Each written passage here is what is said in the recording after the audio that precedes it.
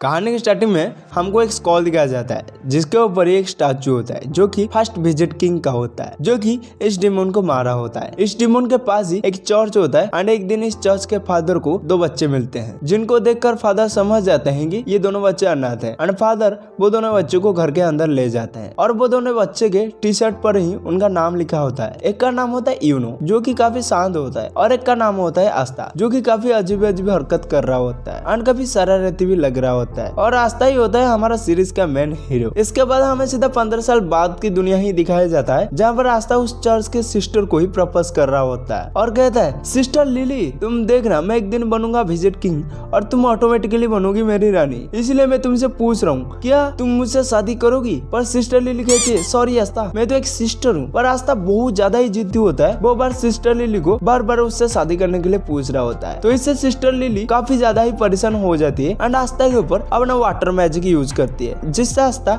वहीं पर मुंह के बल गिर जाता है। इसके बाद सिस्टर लिली आस्था के पास जाके सॉरी कहती है। तभी वहाँ पर चर्च के कुछ बच्चे आ जाते हैं और उनमें से कहता है, बढ़िया सिस्टर ये का अच्छा मौका था। और एक कहता है, ये आस्था को जरूरत था। सिस्टर लिली कहती है, पर मैं उसे जानबूझकर नहीं मारा। पर तभी आस्था उठ जाता है और कहता है, मुक्का पड़ा है पर मैं रुकूंगा नहीं। तभी वो और एक बार गिर जाता है और इस बार यूनो आके आस्था को गिराया था अपने मैजिक से। पर आस्था फिर उठता है और सीधा यूनो के पास ही चला जाता है और कहता है, हे यूनो तुम मेरे काम के बीच में टांग मत उड़ाओ के। पर यूनो कहता है, काम कहाँ पर बन रहा है, ना तेरे पास अक्ल है, शकल तो क्या ही कहे, चीख इतना रहे हो और घंटा कर नंबर 1 हो, तुम्हारे पास एक भी ऐसी ज्ञान नहीं है जिसे लड़की तुम्हें पसंद करे। तभी आस्था यूनो के ऊपर चिल्ला के कह जाए, तुम और मैं बचपन से अभी तक साथ रहे हैं, खाए पिए नहाए, पर अभी तुम मेरा बेइज्जती करेगा। पर यूनो आस्था के बातों पर ध्यान नहीं देता और सिस्टर से कुछ कहता है और सिस्टर से कहता है, कुछ मदद चाहिए सिस्टर लिली। आस्था अभी जोर जोर से चिल्ला के कहता है, हे लड़की से क्या बात कर रहा है, मेरे से बात कर। यूनो कहता है, आस्था देख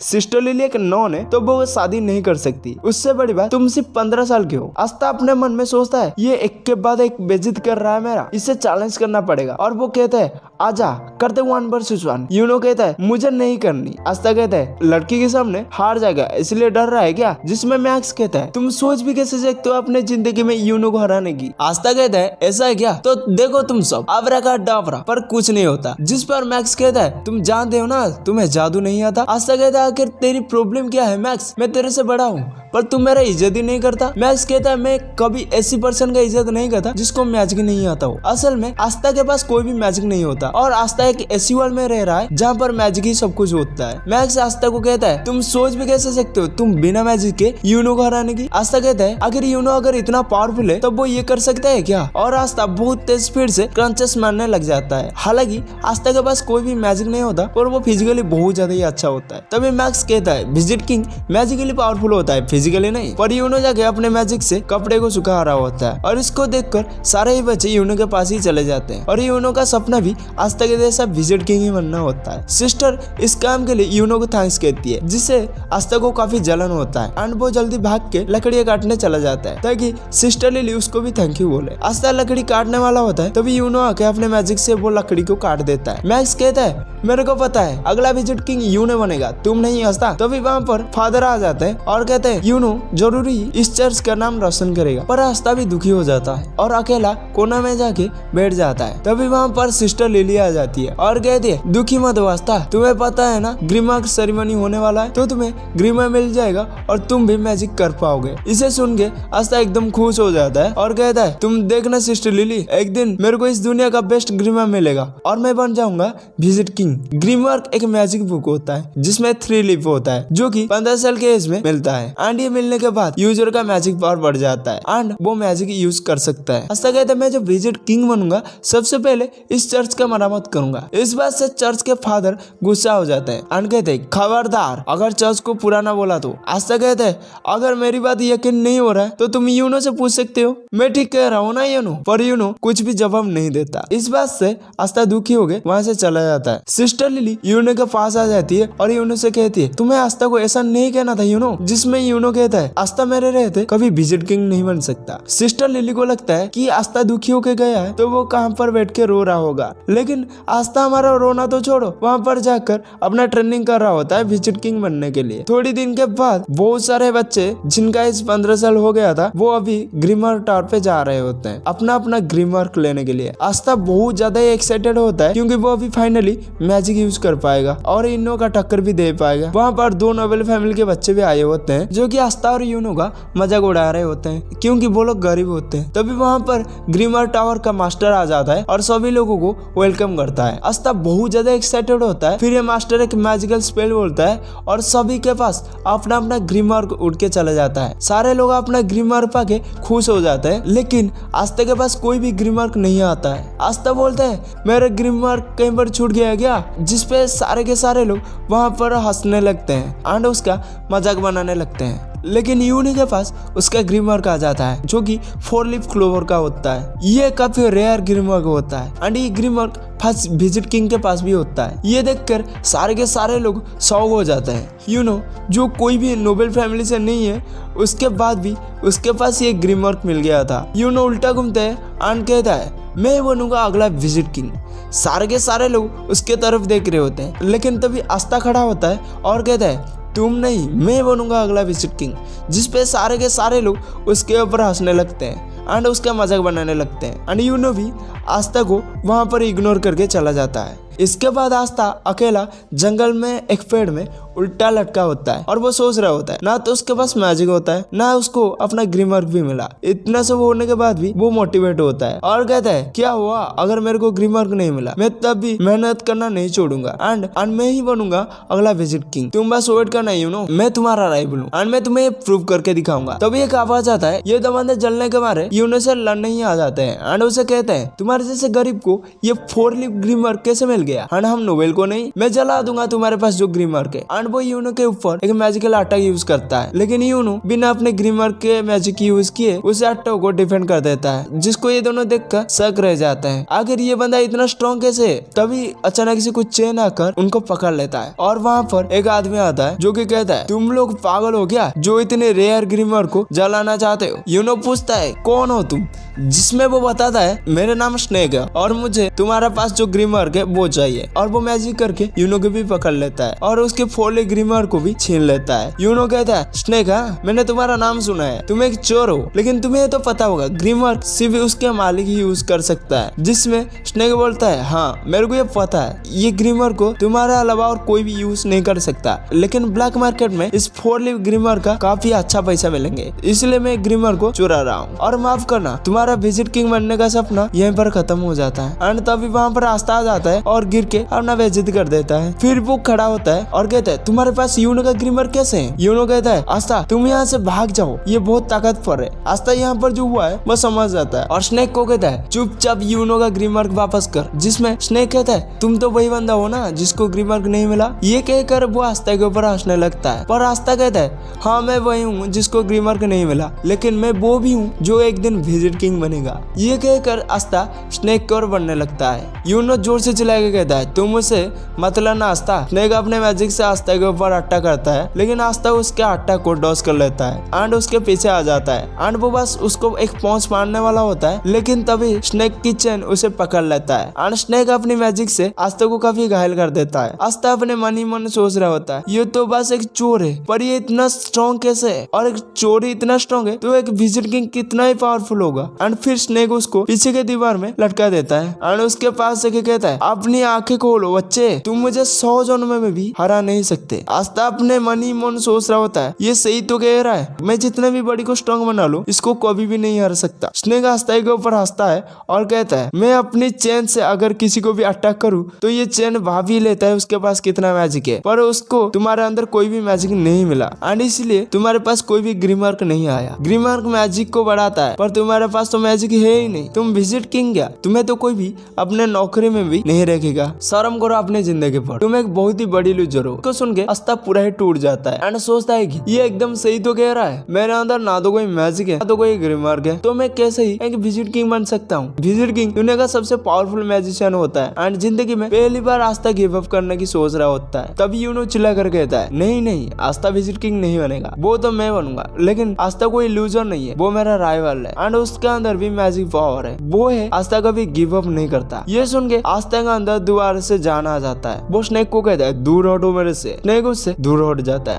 एंड आस्था के पास एक डार्क एनर्जी निकलने लगता है। आस्था यूनो से कहता है, चिंता मत करे यूनो, मैं इस आदमी को तुम्हारा ग्रीमार्क नहीं लेने दूंगा, चाहे इसके लिए मेरे को अपना जान ही क्यों ना देना पड़े। तभी आस्था के पास खुद का एक ग्रीमार्क उठ के चला आता है, जो कि कोई नॉर्मल ग्रीमार्क नहीं होता, 5 लीफ ग्रीमार्क होता है, जो कि पूरे दुनिया में सिर्फ एक ही होता है, जो कि यूनो से भी काफी ज्यादा रेयर ग्रीमार्क होता है। दुनिया में 3 तरह के ग्रीमार्क होते हैं। 3 लीफ ग्रीमार्क जिसमें मैजिकल पावर होता है एंड ये बहुत ज्यादा ही कॉमन होता है। 4 लीफ ग्रीमार्क जो कि बहुत ज्यादा रेयर होता है एंड इसमें मैजिकल पावर के साथ लॉक भी होता है एंड लास्ट में होता है 5 लीफ ग्रीमार्क, जो कि पूरे दुनिया में सिर्फ एक ही होता है एंड उसके अंदर एक डीमन होता है एंड आस्था को फाइनली उसकी ग्रीमार्क मिल जाती है। यूनो ये देखकर एक स्माइल करता है और कहता है, और मुझे पता था आस्था, तुम वही हो जो कि इम्पॉसिबल को पॉसिबल कर सकता है, जैसे तुम बचपन में किए थे। हमें इन दोनों की बचपन को दिखाया जाता है, जिसमें यूनो काफी रोतड़ू होता है और वो छोटी छोटी बात पर ही रोने लगता है एंड आस्था स्टार्टिंग से ही यूनो का मदद कर रहा होता है, उसके बड़े भाई की तरह उसको प्रोटेक्ट करता है। फिर सिस्टर लिली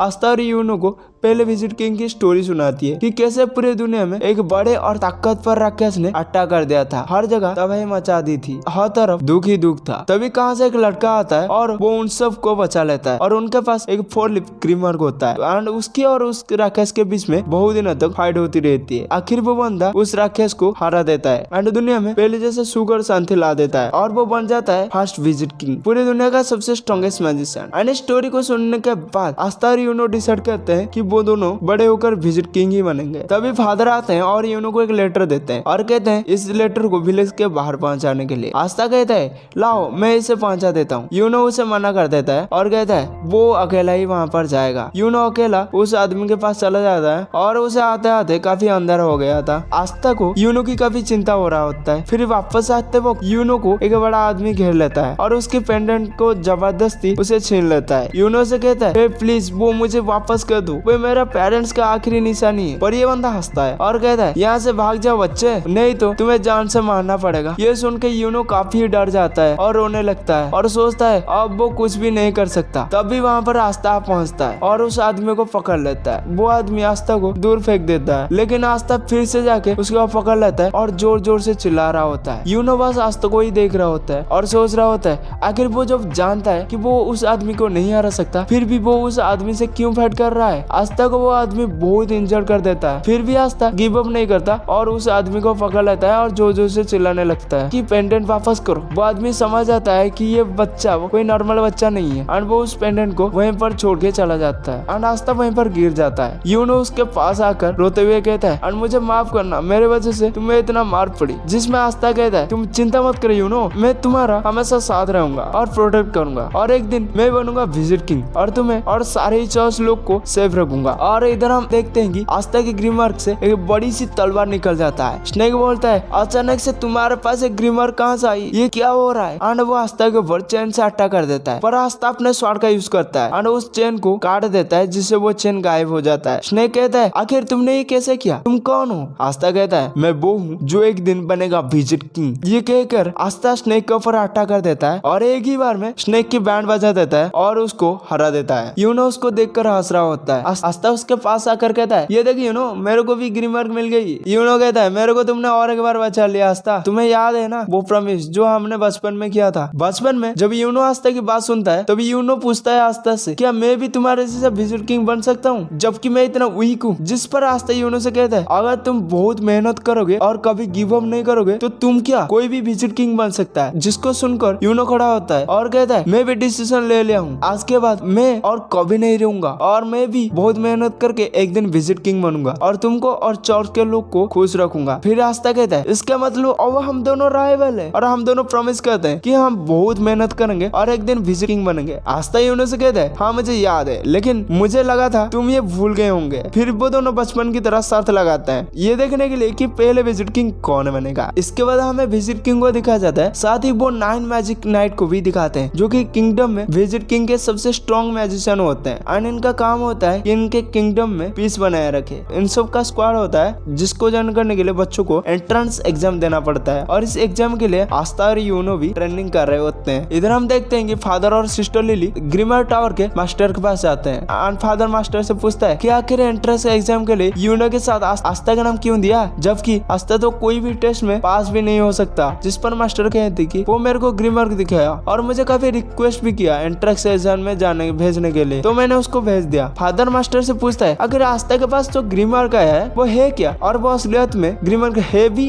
या नहीं। जिस पर मास्टर उसे बताता है मैं कुछ ज्यादा नहीं बोल सकता पर उस ग्रिमर के वजह से फ्यूचर में आस्था को बहुत ही बड़ी लड़ाई लड़नी होगी। फादर मास्टर को रिक्वेस्ट करने लगता है आस्था बहुत ज्यादा ही वीक है और उसके पास मैजिक भी नहीं है तो उसे एंट्रेंस एग्जाम में ना भेजे। उसमें मास्टर कहता है ऐसा तो नहीं है, तुम आस्था को इसीलिए नहीं भेज रहे हो कि अगर वो पास हो गया तब वो यहाँ से चला जाएगा और तुमको उसकी याद आएगी। जिसमें फादर काफी शर्मा जाता है और बहाने बनाने लगता है। ये बात सिस्टर लिली भी समझ जाती है। इधर हम देखते हैं कि आस्था और यूनो रेस लगाते हुए चर्च पे वापस आ जाते हैं और इन दोनों के बीच पे मैच टाई हो जाता है। आस्था मैक्स से पूछता है कौन जीता, जिसमें मैक्स कहता है यूनो जीता। आस्था कहता है अभी रेस खत्म नहीं हुआ है, चर्च के अंदर जो आगे घुसेगा वो फास्ट होगा। आस्था अंदर चला जा रहा होता है तभी यूनो अपना मैजिक का यूज करके आस्था को दूर फेंक देता है और यूनो रेस जीत जाता है। रात के सोने वक्त आस्था सपने में भी ये बोल रहा होता है कि वो एक दिन बनेगा विजिट किंग। ये सुन के मैक्स बहुत ज्यादा ही गुस्सा हो जाता है आस्था के ऊपर। अगले दिन आस्था ट्रेनिंग कर रहा होता है तभी उसके पास मैक्स आ जाता है। आस्था कहता है क्या हुआ मैक्स। मैक्स कहता है तुम बेवकूफ हो क्या। आस्था गुस्सा हो जाता है और कहता है ये बोलने के लिए तुम चौर से इतना दूर आए हो मेरे पास। मैक्स उसे बोलता है कि तुम्हारे पास मैजिक भी नहीं है तो तुम सोच भी कैसे सकते हो तुम मैजिक नाइट एग्जाम में पास हो गए। आस्था बोलता है मेरे पास अभी ग्रिमार्क है तो मैं अभी मैजिक नाइट एग्जाम पास हो पाऊंगा और एक दिन विजिट किंग बनूंगा। पर मैक्स आस्था को रोकते हुए बोलता है तुम चुप रहो आस्था, विजिट